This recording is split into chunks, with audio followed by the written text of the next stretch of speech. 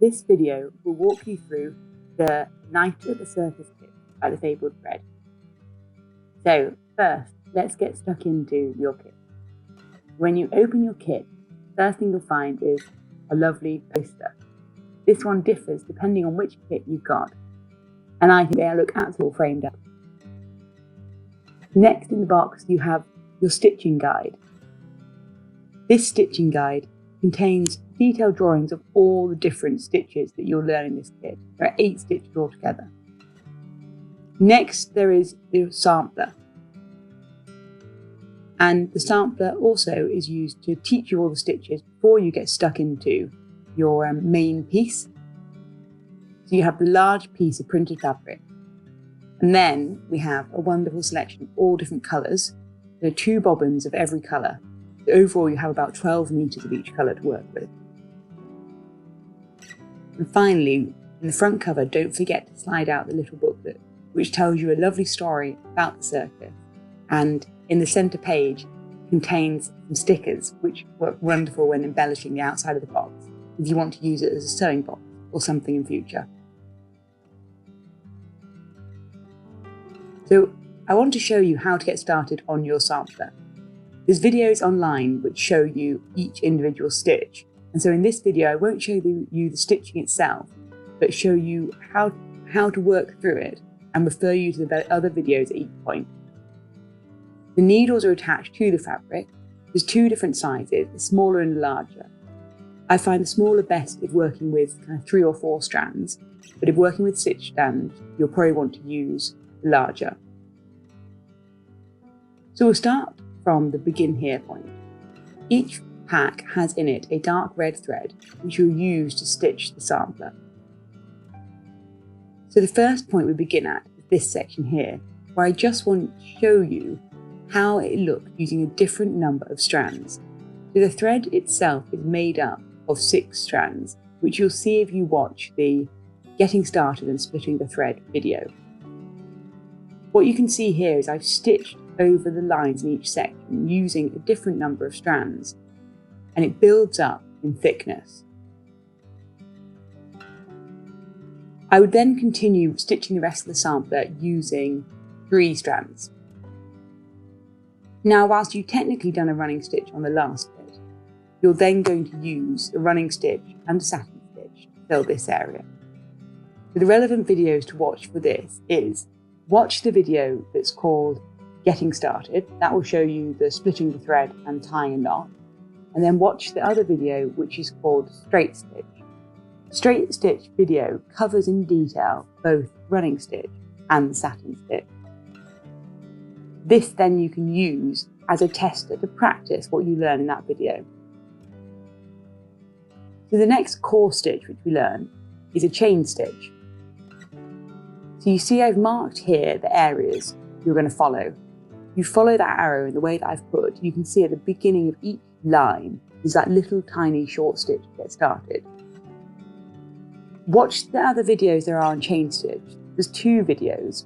I personally always prefer using the link method, but watch the videos for both the link method and the loop method to have a go at what you prefer. Once you've done the chain stitch, the next one we learn is a Hungarian braid. Now this one is like a double chain stitch. It's almost a more complex chain stitch. You want to work round following these long lines after you've watched the video that is specific on Hungarian braid. Start with the long lines first and then do these little shorter sections. So once you've finished and you've practiced on that Hungarian braid, try the French knots bit. Now here, what I have is, you see I've got 1 times, 2 times, 3 times, and that relates to how many times you wrap the thread around the needle when creating your French knot. That will all be much clearer to you once you've watched the separate video on French knots. The point is it will show you different size of French knot you can create just by simply wrapping the thread around a bit more.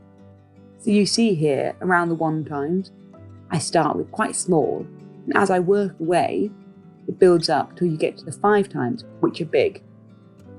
1 times are easier, so start with the 1 and work your way up, and you'll find you quickly get into the habit of how to do them. Again, do use this sample as a practice. Do not worry about this sample looking perfect. So then the next stitches we're getting onto are the stem stitch and the whip stem stitch. Now there is a separate video again showing you both of these stitches. What I've done is I've marked the long lines, and I've also marked little intervals along the lines, and these are the points at which I would split stitch or kind of start wrapping round. That will become much clearer when you watch the next video. You can kind of see from this angle here how this thread is wrapping around. And the whip stem stitch is very simple. Once you've created your line of stem stitch, here I'm really showing you how you can work around corners and tight turns. Then you are going to whip the stem stitch using the method shown in the separate video.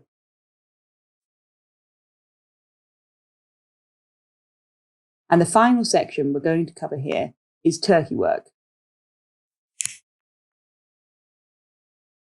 And so what you can see here is I filled in 3 lines of turkey work first, and I've left those lines untrimmed. But then I've also got a few sections here which are quite fun to fill in with the turkey work and to trim. You could obviously trim all of them if you fancy, but I quite wanted to show you the different ways turkey work can look, either left loose or as trimmed.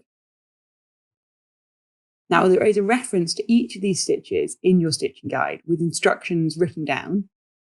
I do really recommend watching all the other videos. It will be most clear, and then you can use this as a reference book if you ever need to kind of remind yourself of a little process. You'll find all the details for the videos on the website, and also you can get in touch with that email with any questions. Once you've finished the sampler, then do get stuck into your piece, and the point is to explore your own creativity. So be it that you want to use a whipped stem stitch around here, or maybe you end up filling the whole of the bear in with a satin stitch. It's whatever you choose. So using all the colours you've got, whatever way you'd like, with all the stitches you've learned, I really hope you enjoy creating this piece. Good luck.